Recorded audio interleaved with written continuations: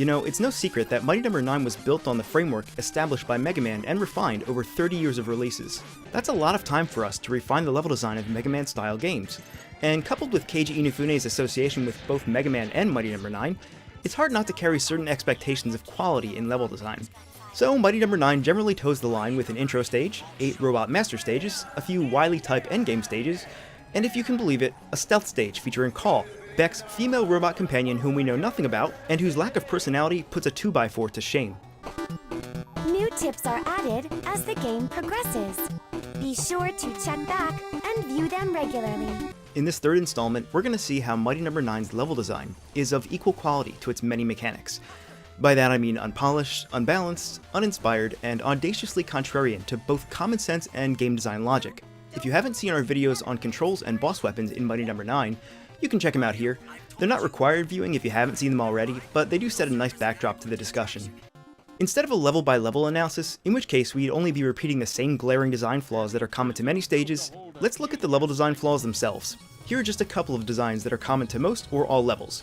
Instant death traps, blind leaps into instant death traps, the slowest death trap ever devised, untelegraphed damage, visuals that get in the way of playing safely, an E-tank system that provides health refills only when you don't want them and never when you do, and mechanics that are underused, underexplained, or both.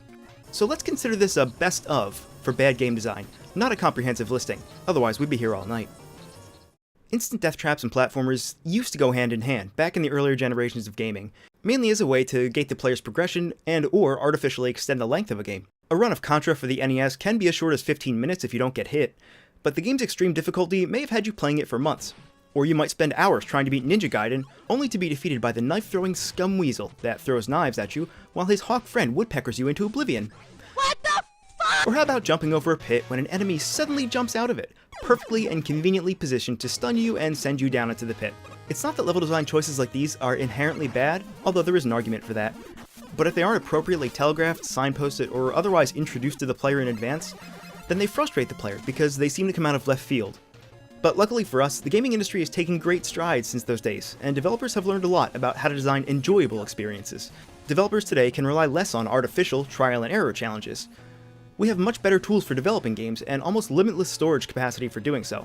So we don't need to make games so hard that completing 5 or 6 levels could take weeks for the average player.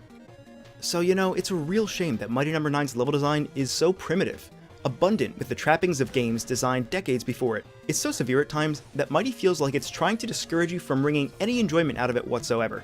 I mean it. This is a game that not only shouldn't be played, it feels like it doesn't even want to be played by anyone. That attitude is the subtext that bleeds through Mighty's levels at almost every opportunity. Let's look at instant death first. With all due caution. Impossible. Nick is one of my most resilient designs. We're going to use 2 specific stages here as examples, the mines and the highway. The mines are littered with purple instant death spikes, and they're applied liberally. They're even in places where their presence serves no intelligent game design purpose, or where an instant death would feel frustratingly unfair. The highway is basically an ocean of instant death with islands of safety, and getting hit in the air will stun you, and often means that death is imminent. Add in these flying enemies that follow you wherever you go, and infinitely spawn these little minions just over your head, and what should be a simple jump to the next car becomes a huge nuisance. And how about this section, where the boss will destroy cars in a specific sequence, giving you mere seconds to react and adapt to this new mechanic before you die. This is a great example of a failure to signpost. In other words, most of your deaths from this stage are going to be because of trial and error, not because of a lack of skill. Of course, you can avoid death in this stage if you're capable of precognition. Otherwise, you might just feel like you're slamming your head against a wall and progressing by inches. Are you bored of instant death? How about slow death? Here's the slowest death trap ever devised. In the final stage, once you step on this elevator, enemies will keep spawning all around you as you descend. Once you get to the end, there is a path to the right, but there's no immediate danger. But if you don't move quickly enough, or you want to check for potential secrets before you leave, you'll be pretty surprised when the elevator falls away and carries you to your death. Now, a falling platform by itself isn't the end of the world, but once it starts to fall, you can no longer dash into this passage, meaning you have no choice. You have to kill yourself. Although in the game's defense, I will say that having these enemies spawn on the left side here is a really good incentive for the player to stick to the right side. These blocks are just in the way here, and if they weren't there, it'd be really easy to do. Okay. The elevator's come to a complete stop. Okay. Can we... Is this Is this block perfectly positioned to prevent you from getting Oh my god. This happened to me my first time here, and in my defense, this is the first and only time that such an elevator mechanic is used in Mighty Number 9. And hey, this is just my personal experience, but I thought that elevators go both up and down, so I thought it was a relatively safe assumption that this elevator isn't just a single-use item. I mean, who designed this elevator to fall away when it reaches the bottom floor? That's ridiculous. Long, luxurious ride down an elevator shaft. Wonder where this elevator goes when it falls away. And who in the world would purchase such an elevator, knowing it's limited to a single use? All I'm saying is it's fiscally irresponsible to do such a thing. You could be putting that money into a Roth IRA instead. The important takeaway here is, again, signposting. There is a complete failure to provide some sort of suitable mechanical context to nudge the player's expectation one way or the other. In other words, it feels like it's out of left field. The only way to learn that this elevator will fall is to see it happen. And if you spend a few extra seconds dashing around, you're going to go with it. These examples are just the most egregious that I could find, but there are plenty more within every other level in the game. The bottom line is that Mighty Number 9 doesn't really explain itself well enough for you to understand its mechanics. This basically translates into a lot of cheap deaths, blind jumps that sometimes end in spikes, and plenty of segments where trial and error is really your only option, because until that point, you can't really know what the developers have intended you to do.